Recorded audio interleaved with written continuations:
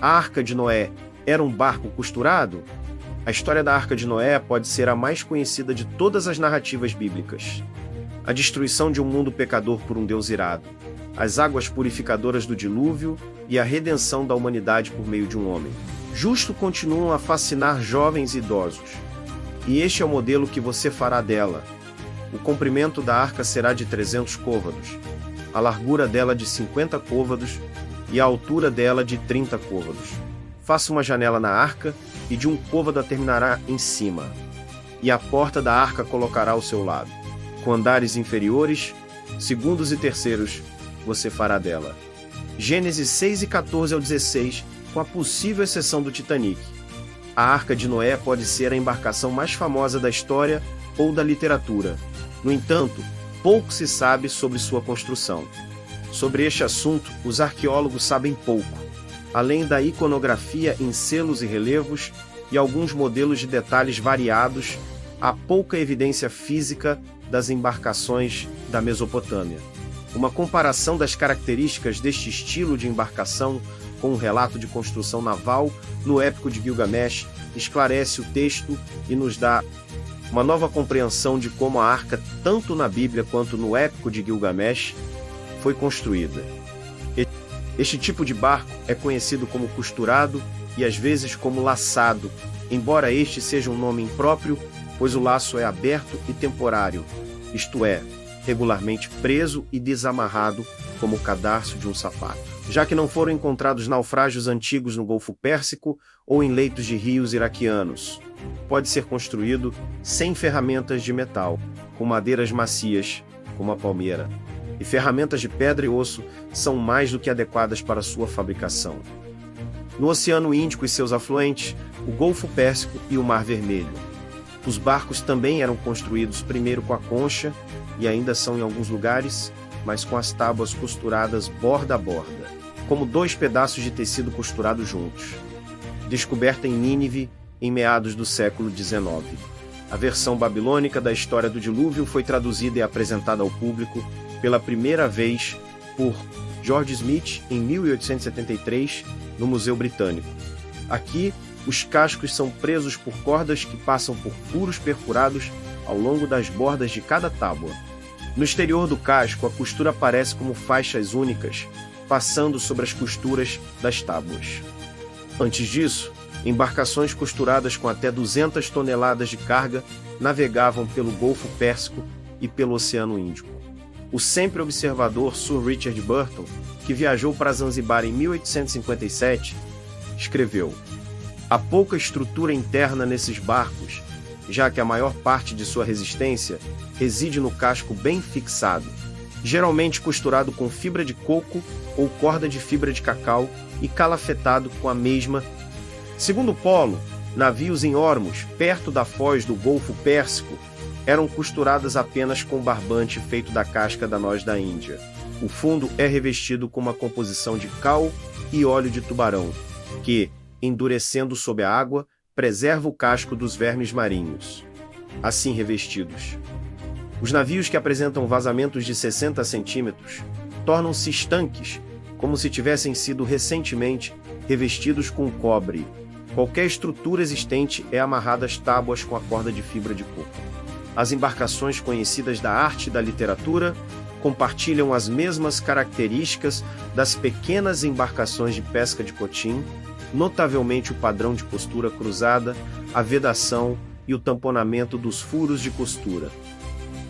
Esse padrão de costura é encontrado em cascos abandonados e costurados do sul da Arábia em um modelo do século XIX de uma embarcação indiana, conhecida como Masula, e no casco de um naufrágio do século IX, na ilha de Belitung, Indonésia, costura oleada no interior como conservante.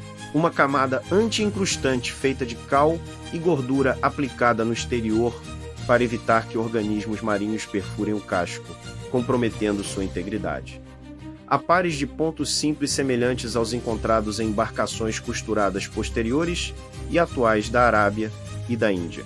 O óleo misturado com outros materiais é usado para cobrir o fundo dos navios de alto mar, para fechar os furos perfurados para o fio de costura e para a calafetagem das costuras. O dhow, um termo não usado pelos árabes e de origem obscura. Era encontrado em todos os lugares onde comerciantes árabes navegavam, traficavam e se estabeleciam ao redor do Oceano Índico. Isso não aparece em nenhum dos contos anteriores do dilúvio. Não se sabe se o escriba estava familiarizado com a construção de barcos ou se ele ou um assistente foi até os estaleiros ao longo da margem do rio e tomou notas. Mas, de qualquer forma, Sinlik Onini fez um registro preciso das técnicas de sua época. Os detalhes da passagem, no entanto, indicam que eles não foram simplesmente inventados.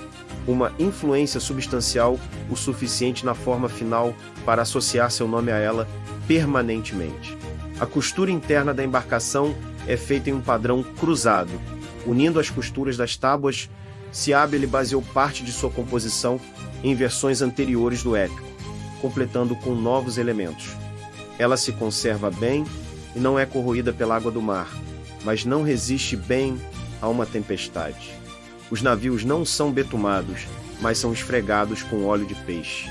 Essa corda derivada do coco, conhecida como fibra de coco, também prende feixes de fibras, chamados de enchimento, sobre as costuras, tornando-as impermeáveis. Hoje, a epopeia de Gilgamesh é geralmente vista pelos estudiosos como a fonte do relato bíblico do dilúvio, apesar das diferenças entre os dois. No entanto, esse não é, e nem sempre foi, o caso. As embarcações costuradas são mantidas oleadas e impermeabilizadas, proporcionando aos pescadores um barco valioso e facilmente reparável. Até recentemente, barcos costurados ainda eram construídos ao longo das costas do Iêmen e de Omã, no Golfo Pérsico. Os cascos tradicionais eram costurados da mesma maneira que os da Índia. O fato de essas embarcações continuarem a ser construídas no século XXI é uma prova de sua confiabilidade, economia de construção e das práticas conservadoras dos construtores navais locais. As embarcações mediterrâneas clássicas eram construídas primeiro com a concha, com tábuas fixadas às bordas, umas das outras com marcenaria de encaixe e espiga. A estrutura interna era adicionada posteriormente. Estudiosos traduziram a sequência de construção da embarcação do épico de Gilgamesh de diversas maneiras, em parte devido à falta de conhecimento sobre a construção de embarcações antigas. Isso resultou em interpretações confusas e enganosas, obscurecendo o que na verdade é uma descrição direta da construção de uma embarcação. Uma delas é que a versão babilônica do dilúvio contém consideravelmente mais detalhes sobre a construção da arca do que o relato de Gênesis. Algumas linhas do Gênesis contêm tudo o que sabemos sobre ela. Faça para você uma arca de madeira de gofe. Faça compartimentos na arca e a betumará por dentro e por fora com betume. Um paralelo à história bíblica do dilúvio aparece na 11ª tábua da epopeia de Gilgamesh, o poema épico mais antigo do mundo. O texto causou sensação devido às suas semelhanças com Gênesis. Apesar dessas especificidades construtivas, a passagem do épico de Gilgamesh sobre a construção da embarcação tem sido tão pouco compreendida quanto o relato bíblico. Este desenvolvimento é lamentável, porque a passagem no épico de Gilgamesh é importante não apenas para entender como era a arca bíblica, mas também porque é o único registro detalhado conhecido da construção naval mesopotâmica. Temos, no entanto, 2000 anos de registros de um tipo de embarcação que já foi comum ao longo do litoral do oceano. Índico Ocidental, o barco costurado. Um barco costurado é a técnica mais simples e talvez a mais antiga para construir barcos de madeira, consistindo de mais de um tipo de madeira. O barco costurado é essencialmente uma tecnologia da Idade da Pedra, mas ainda é usado em algumas áreas ao redor do Oceano Índico. A costura fecha uma junção e é permanente enquanto a própria corda durar. Para o típico marinheiro de água doce de hoje, barcos são embarcações aparentemente construídas. Primeiro construindo um esqueleto de costelas e depois pregando tábuas na estrutura. Os navios vikings eram construídos primeiro com a concha, fixando tábuas com vários pequenos rebites. E os navios egípcios eram construídos com uma concha de tábuas amarradas juntas. Esse método ainda é seguido em lugares como Cochin, no estado de Kerala. No sul da Índia, os numerosos furos de costura são tampados com tufos de fibra de coco para evitar vazamentos. Não são usados pregos de metal ou outras fixações semelhantes. Temos registros de barcos construídos de forma semelhante que remontam a 2 milênios. Nos primeiros anos do século XX, o método havia deixado de ser usado no Golfo em embarcações oceânicas e era reservado apenas para barcos de pesca locais. Na África Oriental, os barcos costurados desapareceram há cerca de 100 anos, mas não antes de serem notados por vários europeus. O Kidal, pequeno dhow, no entanto, foi o dhow árabe o mais conhecido e difundido dos barcos costurados. Tanto Ibn Batuta, o viajante árabe do Mediterrâneo do século XIV, quanto Marco Polo, no século XIII, registraram a presença dessas embarcações costuradas. Eles batem essa casca até que ela se torne como crina de cavalo, e a partir dela tecem barbante, e com essa costura unem as tábuas dos navios. Uma representação de uma embarcação costurada contemporânea ao relato de Polo mostra um tipo de embarcação chamado retranca, aparecendo ao longo das costuras das tábuas e das extremidades da coifa alguns séculos antes. No século X, um aventureiro árabe chamado Abu Zaid observou que o sistema de construção naval com tábuas costuradas é uma especialidade dos construtores navais de Siraf.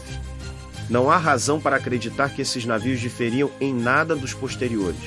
De fato, o padrão cruzado mudou pouco ao longo do tempo, e é uma prova do extremo conservadorismo dos construtores navais em todo o litoral do Oceano Índico. Embora evidências físicas anteriores ao naufrágio de Belitung não estejam disponíveis, temos relatos antigos de embarcações costuradas que, dado o extremo conservadorismo da técnica, pode-se presumir que foram construídas de maneira bastante semelhante. Um levantamento dos barcos costurados dos vários relatos etnográficos, iconográficos e arqueológicos revela um conjunto de características comuns a todos eles. Construção shell first, costurar furos tapados com pinos de madeira ou tufos de fibra. Todas essas características da construção de barcos costurados aparecem no relato da construção da arca no épico de Gilgamesh. O que hoje é chamado de versão padrão do épico de Gilgamesh é atribuído a um escriba babilônico chamado Sinlikiuni, o sacerdote e exorcista que viveu entre os séculos 13 e 11 a.C., embora outros editores posteriores possam ter contribuído para a história de Gilgamesh. Sinlikiuni recebe crédito de escribas posteriores pelo épico de Gilgamesh, indicando que ele fez alguma contribuição importante, talvez definitiva, para sua formulação. Sua contribuição para a versão padrão da história do dilúvio é mais evidente na sequência da construção do barco. A passagem que descreve a construção da arca, por exemplo, foi baseada em métodos de construção do final do segundo milênio antes de Cristo.